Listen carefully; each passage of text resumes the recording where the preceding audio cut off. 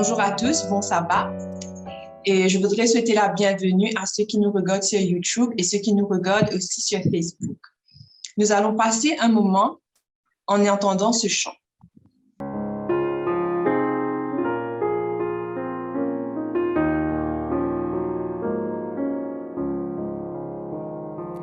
Sauveur, ô Maître, dirige mes pas,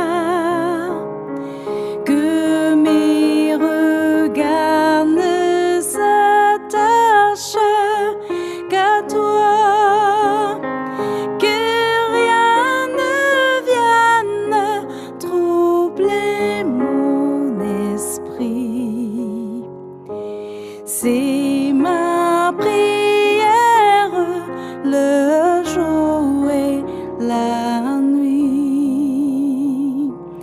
Sainte sagesse, parole de Dieu, fais que mon cœur s'abandonne à tes voies, qu'il me conduise au plus près de mon Père, puisqu'être fils de Dieu m'est si cher,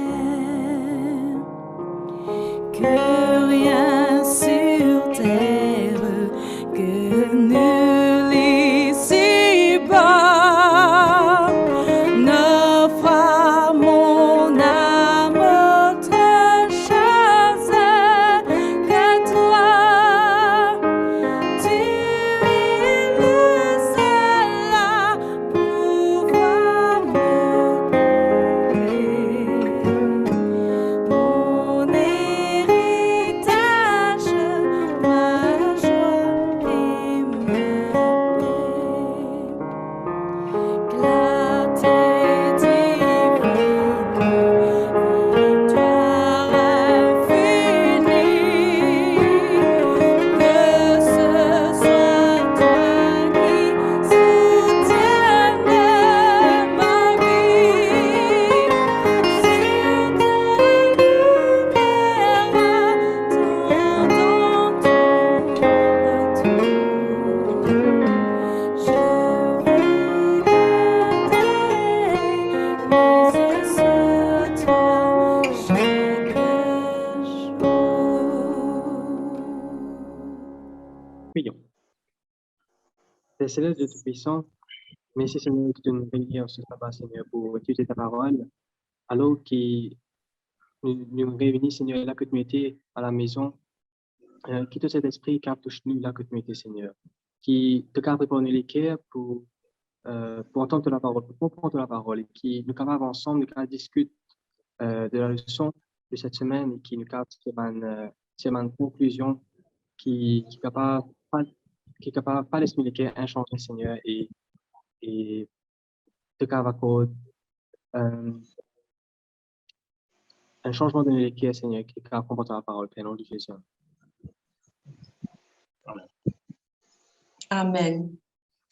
Alors, bienvenue encore une fois à ceux qui viennent rejoindre nous pour étudier la leçon ensemble. Aujourd'hui, nous pouvons ensemble avec eux. Donc, moi, je suis Sandrine, puis on a les deux frères, Samuel et Johan, et nous pouvons étudier ensemble la leçon 8, Jésus, le médiateur de la nouvelle alliance. C'est quoi la nouvelle alliance? Qui fait fin bizarre et n'a une nouvelle alliance? Alors, la description du mot alliance, c'est diatheke, c'est un accord, un pacte, un testament. Donc, c'est un accord qui bon Dieu fin faire avec l'humanité. Il y a deux alliances, la première alliance et la deuxième alliance. L'ancienne alliance et la nouvelle alliance qui fin fait par Jésus, et l'ancienne alliance qui est un arrangement par l'intermédiaire des hommes. Comment nous sommes capables de comprendre ces deux alliances? Donc, dans cette ancienne alliance, c'est une alliance mosaïque, une alliance adamique, abrahamique, davidique. C'était une alliance qui bon Dieu pour faire avec l'homme. En quoi consistait cette ancienne alliance? En rites, en sacrifices d'animaux, le sang des animaux type coulé pour couvrir nos bancs de péché. C'était par l'intermédiaire des prêtres de la tribu de Lévi et c'était eux qui pouvaient faire cet intermédiaire, cette médiation pour nous. Et je aussi, bien observe les 10 commandements, que je recevoir les 10 commandements qui se mettent dans une l'orge de l'alliance. Ça, c'est une description de l'ancienne alliance. Mais pour qu'il nous capable, il y a une nouvelle alliance, bon Dieu finit abolir l'ancienne alliance et pour faire une nouvelle alliance. Dans sa nouvelle alliance qui bon Dieu pour faire là, pour y a Jésus qui est médiateur entre l'homme et Dieu. Jésus lui pour œuvrer dans un tabernacle céleste, l'original, alors que sur la terre, nous pouvons faire un travail sur un tabernacle terrestre. Nous pouvons utiliser un tabernacle terrestre. Et dans la nouvelle alliance, c'est le sang de Jésus qui pouvait à nous, c'est le sang de Jésus qui peut permettre nous de gagner le salut, qui peut permettre nous de gagner la purification de nos péchés. Alors qu'à cette époque-là, ban rite et ce que le prêtre peut faire, le tabernacle, c'était pour les Juifs, le peuple juif, mais Jésus amène une nouvelle alliance au monde entier. Maintenant, me pose la question, si vous qui peut écouter moi en ce moment sur YouTube ou sur Facebook, c'est quoi le rôle de Jésus dans cette nouvelle alliance? Donc, vous êtes capable d'écrire, c'est quoi le rôle de Jésus dans cette nouvelle alliance? Il est intéressant de noter que Jésus, le rôle de Jésus dans cette nouvelle alliance, il tient prêtre parfait. Il tient œuvrer dans le tabernacle dans le ciel, comme on peut dire. Il peut œuvrer dans le tabernacle du ciel. Il y a un médiateur. Et mon envie qui nous pose, nous, un instant dessus. Jésus, il y a un médiateur. Que veut dire le mot médiateur? C'est au milieu. Et Jésus, ce rôle, il vient au milieu. Il vient un mur, mais il aussi vient une échelle. Il vient aussi un pont. Dans quel sens? Je me pose la question, Samuel et Yohan. Dans quel sens est-ce que Jésus, il vient un mur et il vient un pont, d'après eux? Vous pensez que Jésus, en fait, quand il dit médiateur, c'est quelqu'un qui vient entre, c'est sûr, mais c'est aussi quelqu'un qui vient facilite justement les bénédictions qui bon Dieu c'est pour ce peuple et c'est à travers cela en fait qu'il va agir comme pont. Comme mieux en fait, me penser c'est lui en fait qui agit comme sacrificateur, étant donné que c'est pas une Lévi, c'est pas une personne qui issue de la lignée de Lévi qui agit comme médiateur qui entre Dieu et le peuple, et ben c'est Jésus même qui agit comme lui. Exactement. Alors, moi, je trouve un pont commun. Alors, nous tenons le peuple et nous tenons la promesse de l'Alliance. Et nous trouvons que le peuple n'est pas super réussi pour lui-même. Réussi gagne sa promesse-là, mais nous trouvons que Jésus est venu, alors qu'il va être capable d'obéir complètement à la loi de Dieu, capable de se côté. Mais Jésus est venu, il vit une vie parfaite, une vie d'obéissance, et l'obéissance même jusqu'à la mort. Et à travers cette obéissance-là, il est capable de construire un pont pour nous vers les promesses de l'Alliance et la vie éternelle et tout. Et moi, je trouve un mur qui va tout système barrière qui n'empêche le péché d'atteindre nous, qui n'empêche Satan d'apporter la mort à toute l'humanité. Voilà.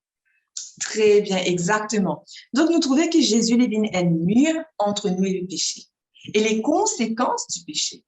Et Jésus lui pouvait aussi un pont, une échelle. Donc, mon envie de partager avec vous la citation d'Ellen White dans le livre Patriarches et prophètes au chapitre 17.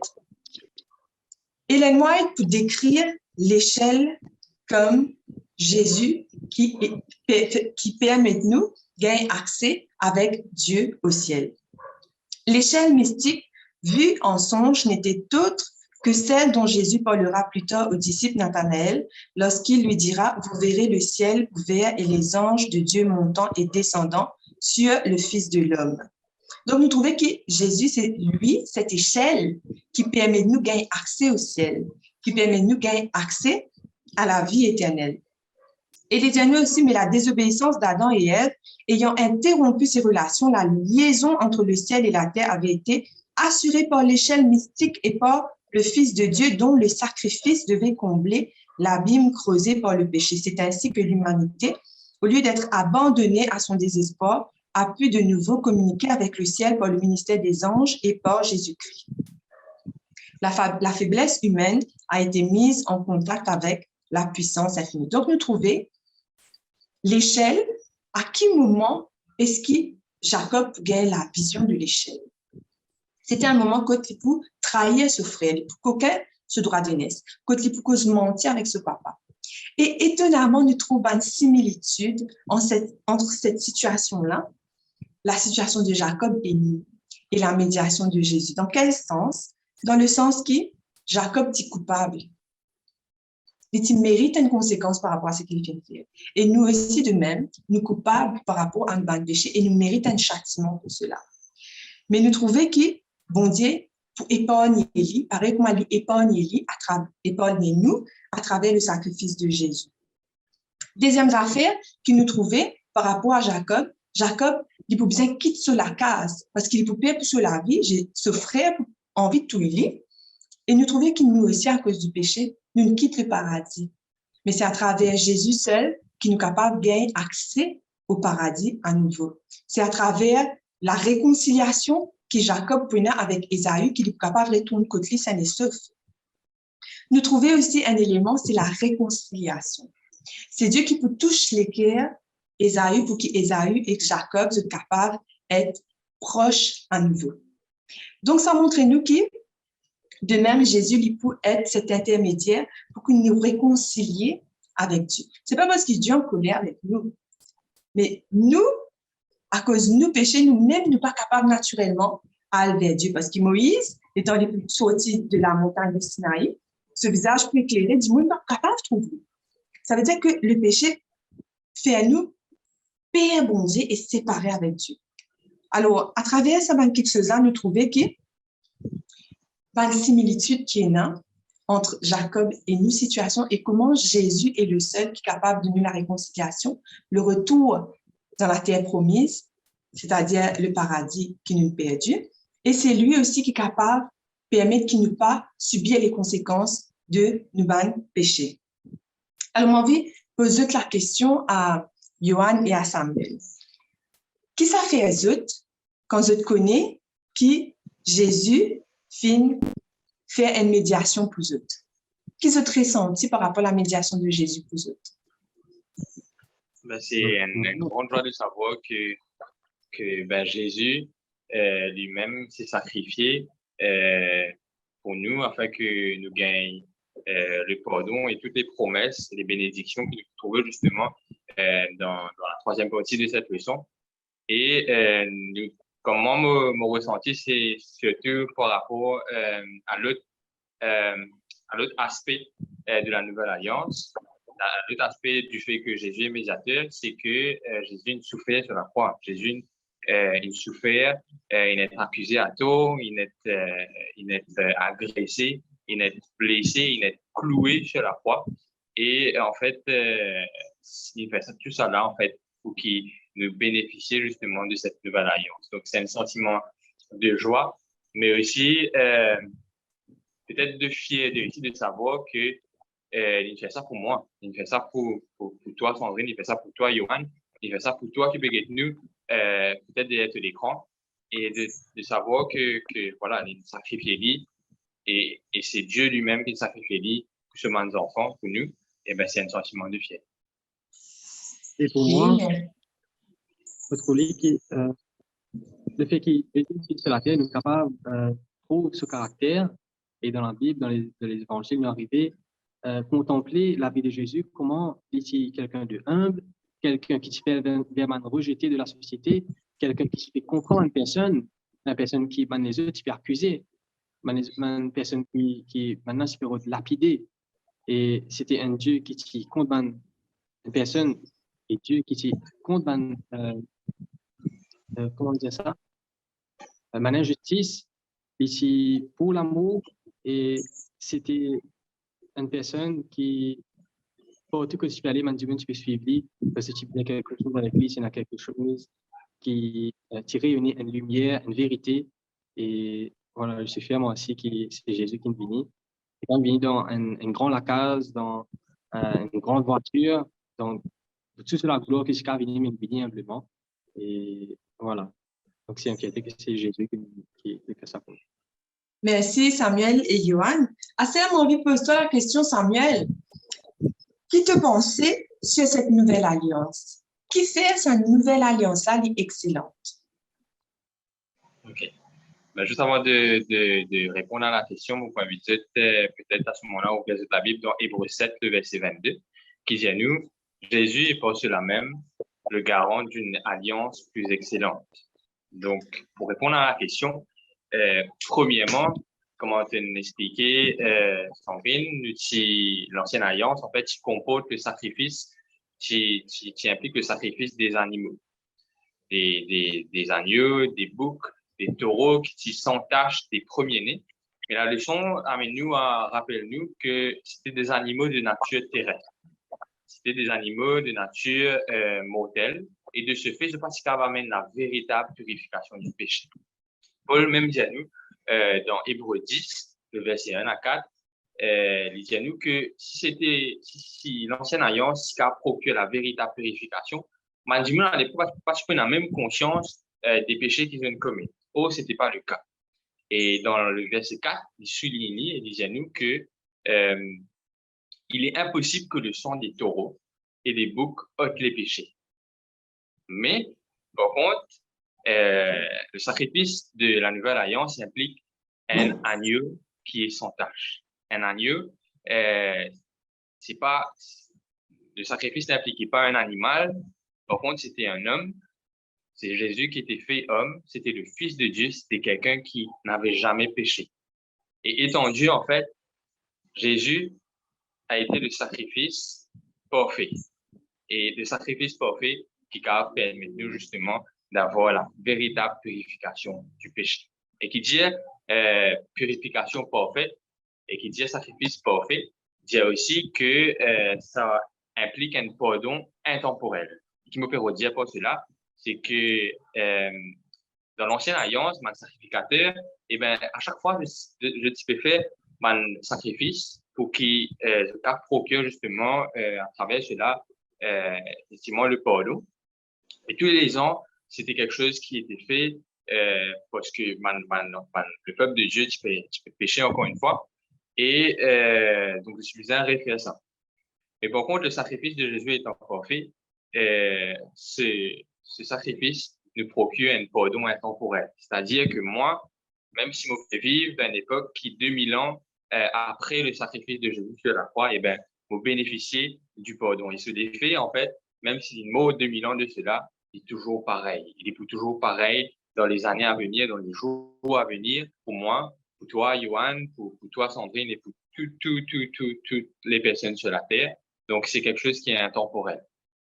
Aussi, nous connaissons que le sacrifice qui était fait dans l'Ancienne Alliance était dépendant justement du sacerdoce lévitique. C'est-à-dire que la fonction du démon, que c'était des personnes qui sont issues de la lignée des Lévites qui sont capables justement de faire le sacrifice.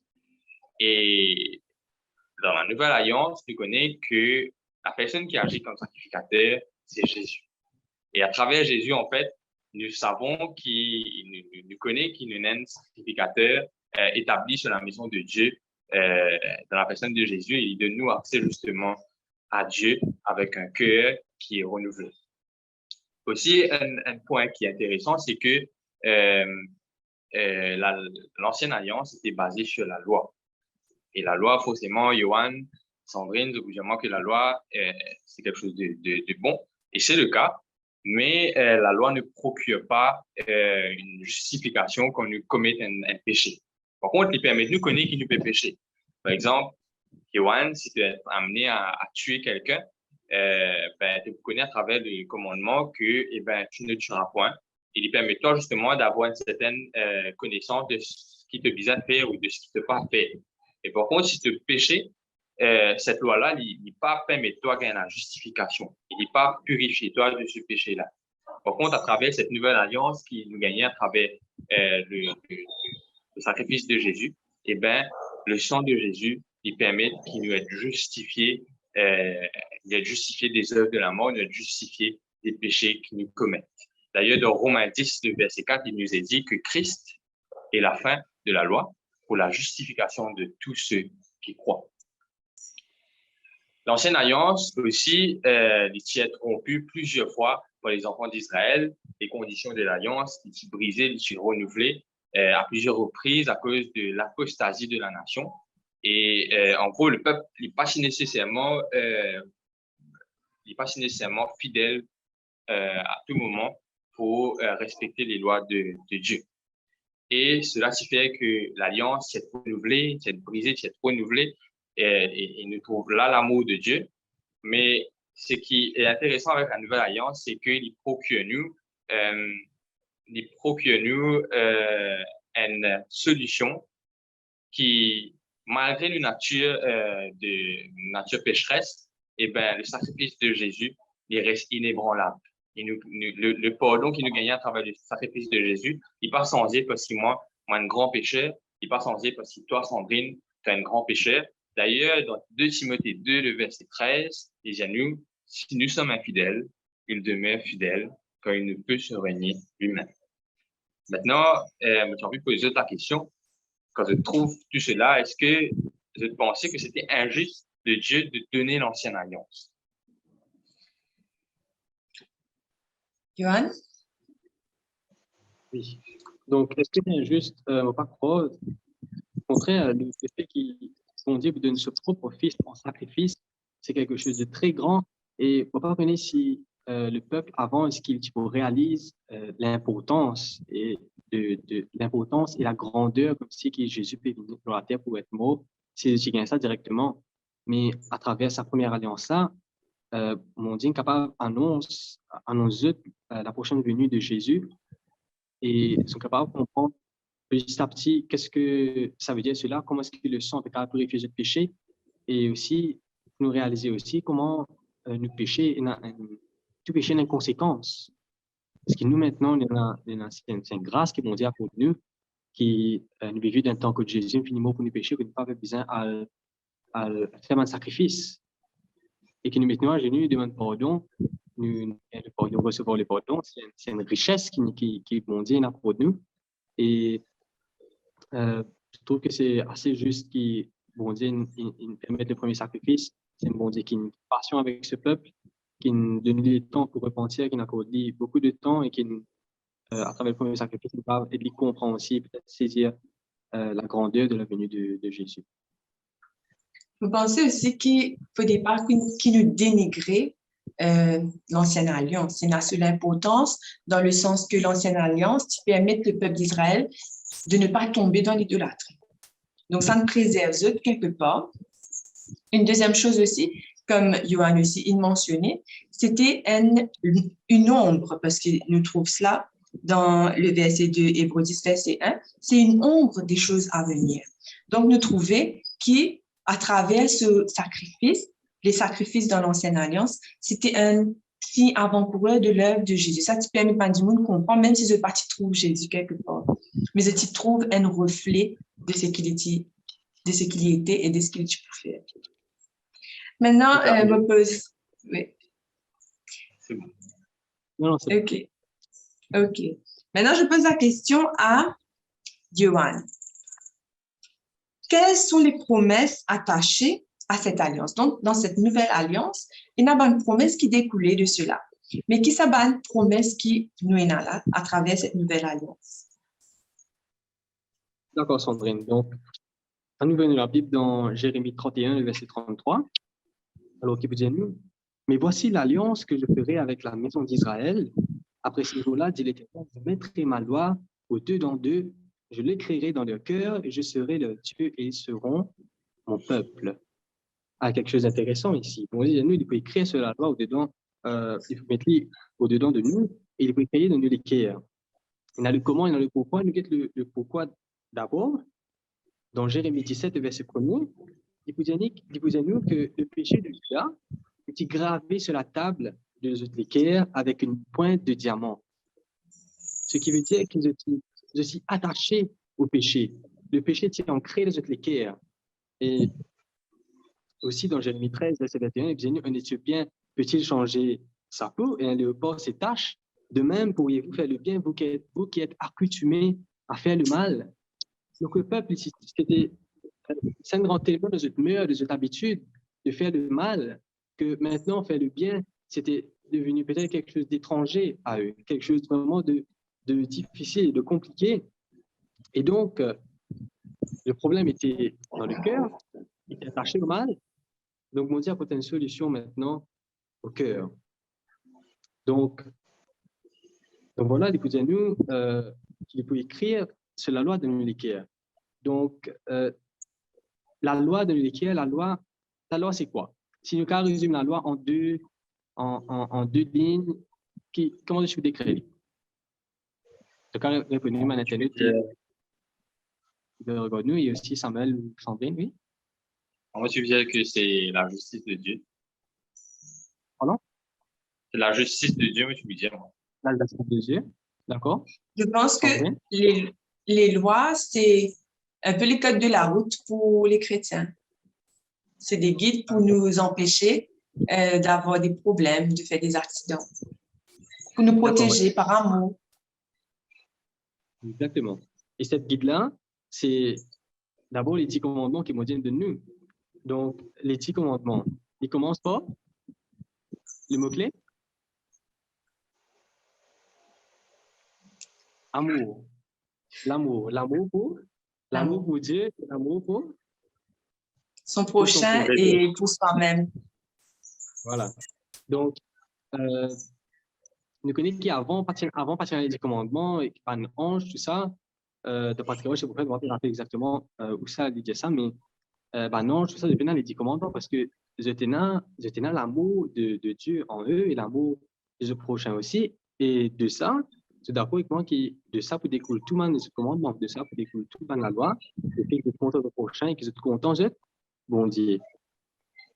Donc, avant, dans l'Ancienne Alliance, la loi elle s'est écrite sur une pierre qui avait été brisée, comment nous trouver, mais maintenant, on dit on veut créer dans l'équerre, une place que tu as gravée pour que personne ne puisse retirer ça de nous. Mais au début maintenant, ce que je pensais là, qu'est-ce que signifie écrire sur le cœur? Moi, je peux écrire sur la loi de l'équerre. Qu'est-ce que tu penses de cela, Samuel, Sandrine, aussi nos internautes? En fait, moi, je pensais que brièvement, c'est le cœur de l'être humain était voué au péché. Et justement, quand Jésus nous vient, il permet nous justement d'avoir le pardon et d'éclaircir justement l'équerre de l'ombre du péché. Et quand nous sommes éclaircis de l'ombre du péché, nous vouer justement à répéter le mot-clé qui veut dire l'amour de Dieu. Et quand nous reflètons justement cet amour de Dieu, eh bien, nous reflètons la loi de Dieu qui est amour. Et cet amour, justement, est inscrit, ces lois sont inscrites dans nos cœurs. Exactement. Et pour moi, je pensais que le fait que la loi peut être écrite dans nos cœurs, cela représente la déclaration de Jésus lorsqu'il devait repartir au ciel. Il dit comme ça, je peux aller, mais c'est mon pauvre le Saint-Esprit. Et c'est le Saint-Esprit qui peut avec nous, qui peut convaincre nous du péché, qui peut guider nous dans la vie, qui peut mettre nous, faire nous prendre conscience de nous l'état spirituel. Vous pensez? Donc, c'est dans ce sens-là que l'Esprit est constamment avec nous et en nous pour nous guider. Parce que la parole de Dieu nous dit, vous ne vous appartenez pas à vous-même, mais vous êtes le temple du Saint-Esprit. C'est-à-dire que le Saint-Esprit est constamment en nous et c'est lui qui met la loi dans nos cœurs, qui aussi nous change, qui nous aide à changer. Amen. En effet, de la Bible, plusieurs endroits les plus connus que le cœur fait référence aussi à l'esprit. D'ailleurs, dans Ézéchiel 36, versets 26 à 27, vous nous, je vous donnerai un cœur nouveau et je mettrai en vous un esprit nouveau. J'ôterai de votre corps le cœur de pierre et je donnerai un cœur de chair. Je mettrai mon esprit en vous. Je ferai en sorte que vous suiviez mes ordonnances et que vous observiez et pratiquiez mes lois. D'ailleurs, l'Esprit Saint, c'est quoi l'Esprit Saint? C'est l'Esprit Saint et Dieu, ça forme un seul. Et l'Esprit Saint, c'est les nous pour faire la volonté de Dieu. Et quand les plus hautes, le cœur de pierre dans nous, parce que nous sommes attachés au mal, à cause du péché, nous sommes attachés au mal, mais là, quand il peut écrire, c'est la loi de l'Écriture, c'est qu'il peut délivrer nous de l'emprise du mal qui est dans le monde. Et du fait qu'il nous délivre de cela, nous cave dans l'amour, nous cave et un esprit nouveau, une nouvelle sagesse qui nous cave exercer envers nos prochains et envers nos bon Dieu. Merci, Johan. Merci beaucoup, Samuel, aussi, par rapport à ce développement qu'ils ont fini apporter par rapport à la leçon. Mais maintenant, nous apprenons c'est quoi la nouvelle alliance, c'est quoi le rôle de Jésus dans la nouvelle alliance. Nous apprenons c'est quoi l'alliance excellente, pourquoi la nouvelle alliance est excellente. Nous apprenons aussi qu'il y a une promesse qui est attachée par rapport à la nouvelle alliance. Pardon. À cela, qui l'application est capable de tirer par rapport à tout ce qu'ils nous apprennent durant la leçon? Moi, je me disais que, étant donné que nous avons une nouvelle alliance qui est plus excellente que l'ancienne, eh ben, ce serait bien d'en profiter, de savoir que nous avons la capacité de demander pardon et d'avoir accès justement d'être des candidats potentiels au ciel et aussi de partager ce message aux autres. C'est un peu la mission la leçon de nous, qu'on nous apprenne les promesses et les bénédictions que nous gagnons de cette nouvelle alliance. Et Johan? Et cela montre nous aussi qu'il bon Dieu, il a envie de mettre ce l'amour dans l'équilibre. Donc, des fois, si nous sommes emprisonnés, si nous sommes coincés par le péché, qui va nous laisser nous connaissons qu'il y a un bon Dieu qui est prêt à nous délivrer de cela. Il a envie, parce qu'il a envie de briller sur la lumière en nous, pour qu'il nous aussi nous capables de briller sur la lumière parmi les nations et porter le salut de Dieu jusqu'aux extrémités de la terre, parce que cette nouvelle alliance n'est pas que pour le peuple d'Israël, cette nouvelle alliance est pour le monde entier, une portée universelle, et c'est aussi notre rôle pour être cette lumière pour briller la continuité avant une personne qui est comme Jésus. Ouais. Exactement, merci. Pour moi, personnellement, ce qui me marque moi plus dans la leçon, c'est le rôle de Jésus dans cette nouvelle alliance. Parce que c'est lui-même qui est la définition de la nouvelle alliance, en gros. Parce que c'est sa personne qui permet qu'il nous capable d'avoir accès au ciel.